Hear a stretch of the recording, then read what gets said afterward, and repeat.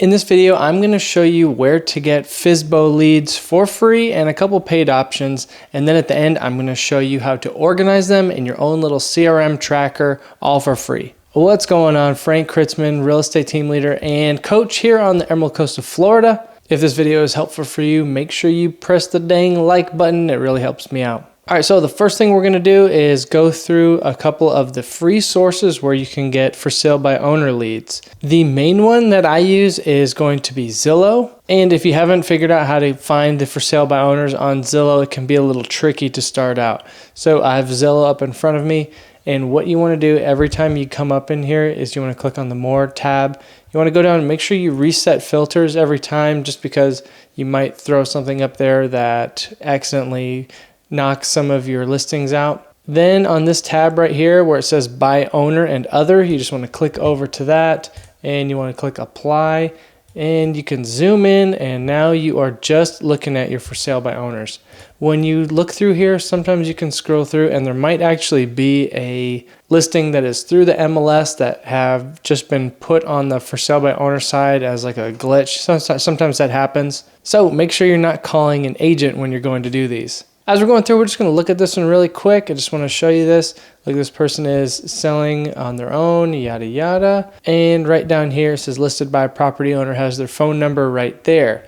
Then what you can also do is you can go to the property appraiser website for whatever county that area is in, and you can use that website to search their name. I'm not actually going to do that on this particular video, but that is how you go and find their name. Like I said, Zillow is my favorite one. That seems to be the one that most people go and put their house on, but there are some other options. Another big popular one is actually just FSBO.com. So if you go here, FSBO.com, then you can go and search any of your areas and you can find for sale by owner listing leads that way. Another place that you might find a lot of for sale by owner listing leads is on Facebook Marketplace and Craigslist, but it's a little bit harder to filter out for just for sale by owners on those particular websites. So you really just kind of have to get lucky, and it's more one of those things where you're just constantly keeping your eye out and just being on the lookout. Those are going to be your free sources of for sale by owner leads.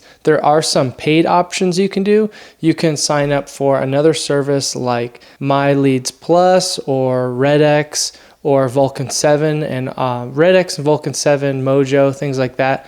All those also have a dialer system associated with them, so you can take in those leads every day and auto call them. There are a lot of times when I think an auto dialer is more effective when you're just going for mass numbers, but particularly for sale by owner leads, I think when you're calling them, it actually makes a little bit more sense to pause for each call and do a little bit of research on the property and the listing before you actually call them, just so that if they ask you a question, you're not caught off guard. If you are going to go for any of those additional paid lead sources, I would personally suggest doing Vulcan 7. That's the one that I used for years. I felt that the data was a little better, and I did use other lead sources, and I just did not feel like they compared as well as Vulcan 7 does.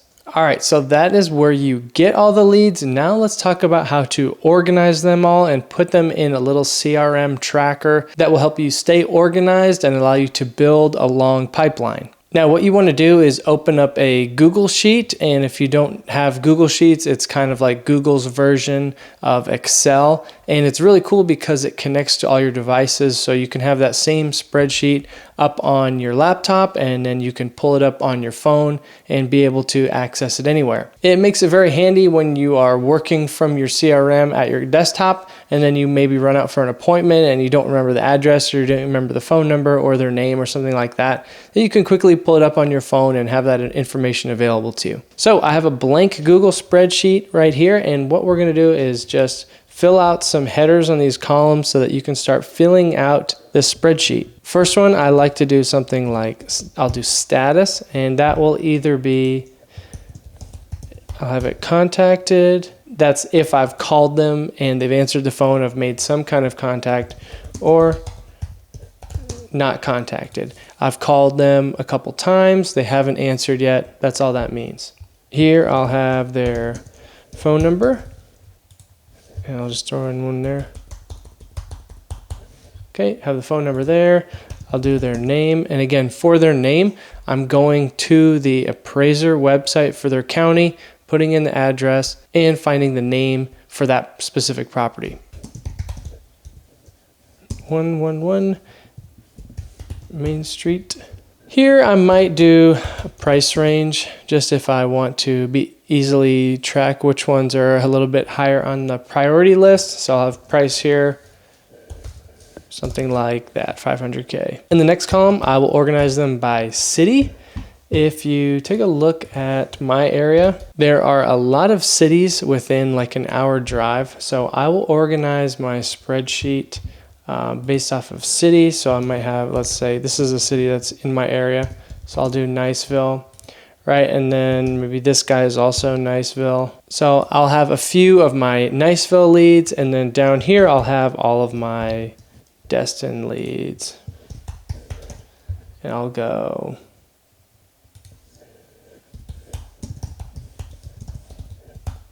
right, and I'll put their phone number in, name, all that.